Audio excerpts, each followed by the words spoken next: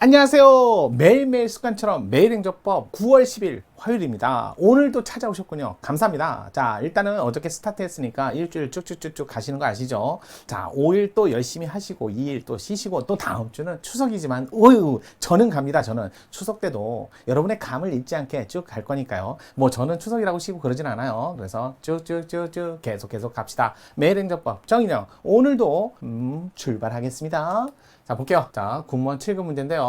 다음 행정계획에 관한 판례 내용으로 가장 적절치 않은 거. 솔직히 행정계획의 가장 기본적인 내용을 물으면 좋겠는데 이게 7급 시험이다 보니까 약간 헌법적인 문제와 행정법 문제를 교류하는 일이 발생할 수밖에 없어요. 근데 군무원 7급은 또 헌법을 안 봐요. 안 보는데도 문제가 나오니까요. 어쩔 수 없잖아요. 자, 이런 것들을 좀 보시는데 좀 곤란하시더라도 기본적으로 7급에는 헌법, 행정법 문제가 교류하는 현상이 좀 있다. 이렇게 보세요. 둘 다 공법이거든요. 완전히 떨어진, 완전히 관련 없는 그런 법은 아니라는 거 알아두시면서 문제를 좀 보시는 게 좋지 않을까. 자, 그러면 한번 볼게요. 행정계획도 간단히 좀 정리를 하고 문제를 보겠습니다.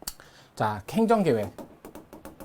장래 일정 시점에 질서 형성을 위해서 자, 장래 일정 시점에 일정한 질서 형성을 위해서, 그러니까 모든 건 아니고요. 특정한 질서 형성을 위해서 자, 미리 사전에 권한이 있는 청의 자, 모든 절차, 그다음에 절차와 방법 이런 것들을 수단을 조정을 위한 종합하거나 조정하기 위한 기준을 미리 정하는 거, 행정청이 정하는 거, 결정하는 거.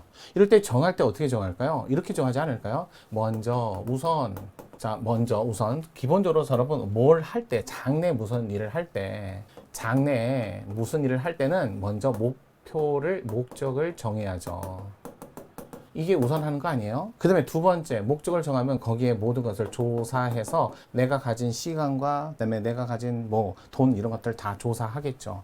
그러면서 조사하면서 평가도 하고, 세 번째, 그 조사된 내용을 가지고 자, 세부 계획을 마련하겠죠. 이렇게 되겠죠. 이게 기본 아니에요? 기본적으로 가장 장래에 있을 일을 미리 하겠다 하면 목적을 먼저 특정 목적을 위해서 정하고 조사하고 세부 계획. 나 시험 볼래. 25년에 시험 볼래. 시험 합격.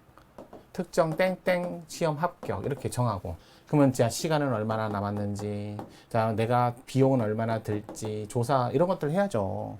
체력은 어떻게 될지 이거 다 조사해야 되는 거 아니야? 장소는 어디서 공부할지 이런 것들 다 조사하겠죠.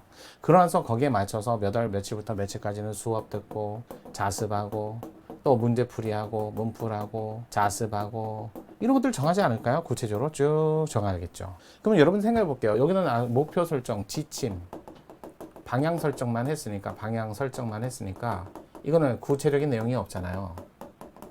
그래서 이걸 뭐란다? 비구속적 계획이다 이렇게 표현을 하는 거고, 이렇게 가고, 그 다음에 이거 조사 조정하고, 그 다음에 세부 계획을 마련하면 요거대로 공부해야죠. 구속적 계획이다 이렇게 짜는 거 아니에요? 그래서 여러분들 하잖아요. 비구속적 계획. 그러면 자, 보통 기본 계획, 그다음에 기본 계획 이런 말 쓰거나, 국가 계획, 국토 계획 이런 말 쓰잖아요. 마스터 플랜 이런 말 쓰지 않나요?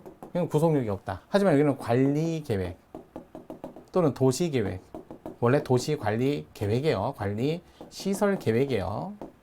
이런 것들 얘기하는데 그냥 도시 계획. 그러면 자, 환권 계획, 여기는 환지 계획 이런 것들은 좀 암기하셔야죠. 이렇게 된 거죠. 그래서 모든 계획을 이렇게 세워요. 그래서 계획을 수립하는데 언제 세워요? 자, 미리 세우는 거예요. 미리. 앞으로 있을 일을 대비해서 미리. 그러니까 행정청이, 권한이 있는 청이 미리 세우는데, 이게 대부분 행정계획은 많은 비용과 그 다음에 많은 관계기관이 있기 때문에, 그래서 권한청이 무조건 자의적으로 하는 게 아니라 관계기관이 있으니까 어떻게 한다? 그래서 많은 사람들이 모여서, 행정청끼리 모여서 합의해야죠. 그래서 이게 집중효라고 말을 하는데 우리나라에서는 집중효라고 안 하고 절차적 집중에 근거한 인허가 의제라는 제도를 어떻게 해요? 다단계 행정결정과 합쳐서 다단계 행정결정과 이렇게 합쳐서 운영을 한다고요. 그러다 보니까 행정계획을 수립할 때 이렇게 수립을 한다는 거죠. 그래서 여러 단계, 1단계, 그래서 목표, 지침 마련 이렇게 된 거고, 조사 조정 2단계, 그 다음에 3단계 이런 식으로 3단계 구체적 행정계획 이렇게 가는 거죠. 그래서 단계별로는 자 서로 완전히 분리돼 있다. 그래서 하자 승계 안 된다 이렇게 된 거고, 하자 승계 안 되고, 이거 하자 승계가 되면 나중에 다 되돌릴 수는 없잖아요. 행정계획 그렇게 비용가 많이 드는데 이걸 하자 승계를 인정하면 어떡해요. 승계 이런 거 안 된다니까요. 그래서 1단계, 2단계, 3단계 이렇게 하는 거예요. 조사 조정해서. 그래서 대부분 뭐 수용 절차가 들어가면 1단계 목표 지침 설정하고 수용 절차 진행하고, 그다음에 관리 계획을 통해서 집행을 하고 이렇게 되는 거죠. 이렇게 단계별로 하는 거예요. 그러고 나서 행정계획은 항상 논점이 이렇게 단계별로 하고, 수용 절차를 할 때 협의 수용을 먼저 하고, 그 다음에 계획이 확정되고 나서는 자 만약에 협의가 안 될 때는 강제 수용 절차를 진행하는데 여기에 지토의가 나오고 중토의가 나올 뿐이죠. 그래서 여기는 행정청, 협의는 사법관계 이렇게 가는 거죠. 이렇게 해갖고 수용 절차가 마련되면 관리 계획에 따라 이제 실행을 하는 거죠. 그래서 행정계획은 기본적으로 문제가 나오는 게 세 파트로 나눠요. 그냥 무조건 다 나누는 게 아니라 일단 계획 수립 요걸 시점을 기점으로 해갖고 전, 후 이렇게 나누는 거예요.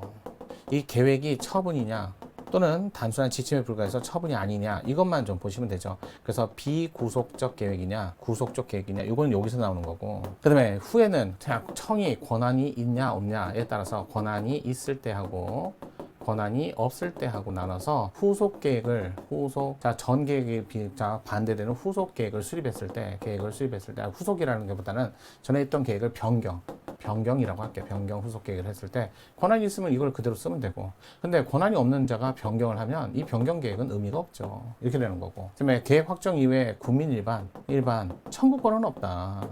그래서 예외적 신청권이 있다. 이렇게 나오죠.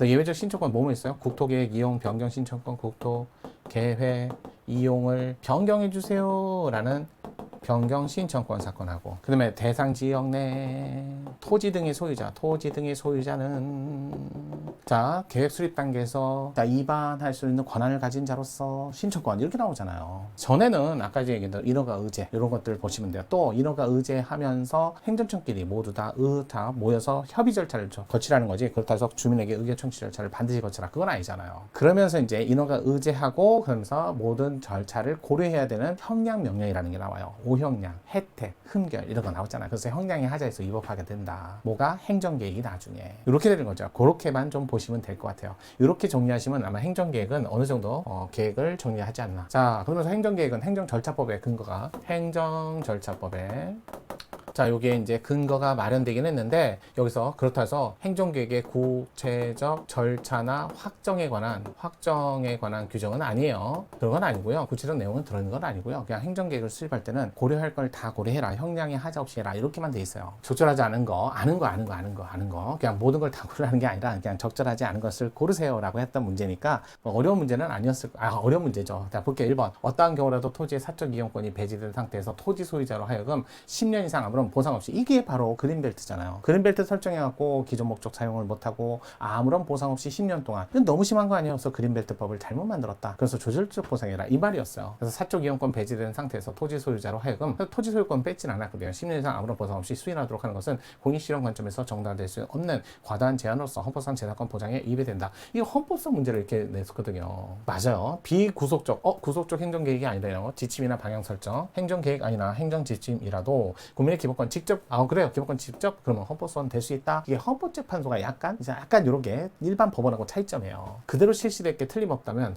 그때까지 가서 기다려서 하지 말고 바로 비구속적 행정계획가 이입시 5강 사건이었잖아요. 공권의 행사로서 예적 헌법소원 대상이 될 수 있다. 3번 장기 미집행 도시계획 실효제도, 이건 재산권 아니죠. 재산 단위 도출되는 권리는 아니다. 와, 이게 행정법 문제나? 이거 뭐 어떻게 보면 헌법 문제인데 이걸 내더라고요. 또 군무원은 7급이 헌법을 안 해요. 과목이 없어요. 근데 냈어요. 3번이 정답.